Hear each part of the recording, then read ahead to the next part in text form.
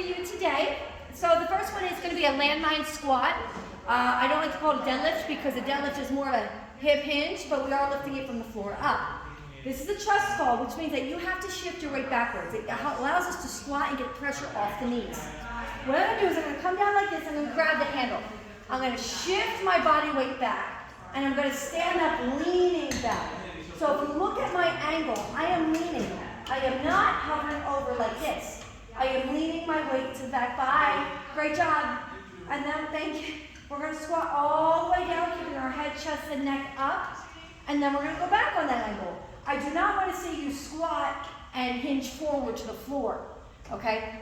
Again, I want you to go as low as you can while keeping that head, neck, and chest up. If it's here, it's here. If it's here, great. I don't care, as long as you're not leaning forward. Okay? So we're working on the depth of the glutes. If you can, add a plate each time you increase your sets. If not, stay here and just work on the depth of your form. All right, move it over. So that's just a single station. You're there for about 4 to 5 sets. Maybe 6 if you're feeling good. All right, so first, I have my foot at the edge of the bench. I'm not doing this with my ankle. I like to push it right at the edge. Typically, this side of the bench has more support. If you put your foot up on that one, the bench tends to swivel over. So here, this toe angles slightly out. You want to think of an angle, okay? I'm going this way, and as I'm going this way, I'm thinking about sitting on my butt with a one leg. So I'm sticking my butt out to the back, diagonal, and then I'm coming this way. So kind of this motion, not up and down, leaning out here. So I'm shifting into my glute, shifting away from my glute. So I'm going to come here, I'm going to do 15 single like this, and then I'm going to do 15 pulses.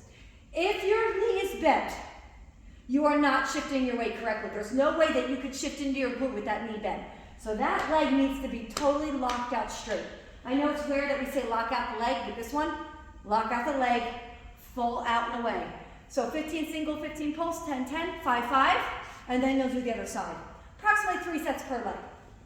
This one, cable, outer thigh leg lift.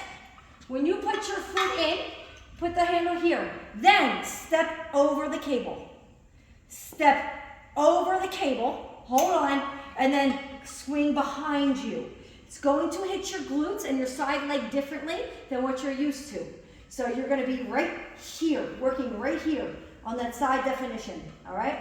So it's important that you step over and lift behind the front leg. So if I'm doing this side, I'm going to put my foot in, I'm going to step over, and I'm going to, and I have to back up because I feel like I'm reaching for the post, go like this, right behind, and I can feel it definitely differently right here. You're going to do 12 by 12, and then you're going to come to the wall. If you're small like me, your butt will fit under the shelf. If you're taller, you want to find that solid wall piece here. We're doing a Romanian deadlift, so let me explain the difference. A regular stiff leg deadlift is pushing this back. Look at the very slight bend in my knees. That's a stiff leg. A Romanian is when you bend your knees a little bit. You're not squatting, but I'm bending down to here and then coming right back up. So what we're going to do is we're going to put our butt against the wall, okay? And you're going to bend forward, then lift. This is going to teach you how to do the Romanian. So I'm bending forward, keeping my back flat. The second you round that back, you're putting it at risk for low injury. So keep your chest out, trace down your legs to your shins, bring it back up to the middle of your thighs. Shins to thighs, okay? And the whole time you're doing it, you're thinking about engaging your glutes. If you feel a weak low back, go with a lighter weight and go for more reps, okay? All right, so then those you'll have about, I have 24 reps. I don't know why I wrote 24. It should be like 12 to 15.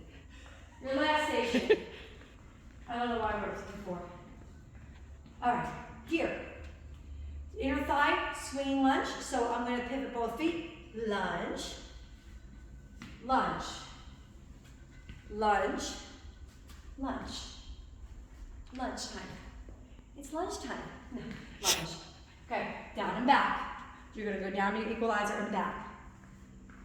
Up to you if you want to split this up into two. If you want to knock out 4 sets here before you hit the mat, that's totally fine with you. I understand that getting up, getting down, that takes a lot of time out of it. So you could split this into 2. Your second half of the station is an inner thigh leg lift. So the back leg is up like this, foot is flat on the floor. Again, you never want to be a fish out of water. You want to pike forward like this. The lower the dumbbell is to the kneecap, the harder.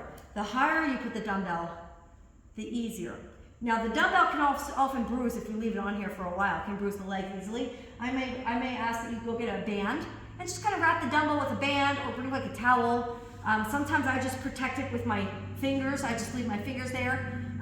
But what you're going to do is you're going to try to take your heel to the ceiling, toe to the floor, lift, lift, just like this. So we have 20 single, 20 pulse. Okay? I'm going to have you do 20 by 20 3 times on one leg before you go to the other leg. Ideally, 2 or 3 sets of that. It does take a lot of time, so if you're crunched for time, just knock out maybe 4 sets in a row on one leg and then hit the other side. Okay, but the whole point here is to really grind out that inner thigh. The thing with the inner thighs is the second that you let off tension, they recover very quickly, and it takes a long time to get them activated again in such an exercise. So the whole point of this is to get it activated, keep it activated, work through that burn, that pain, because that's where change is happening. So get it in, and we're done.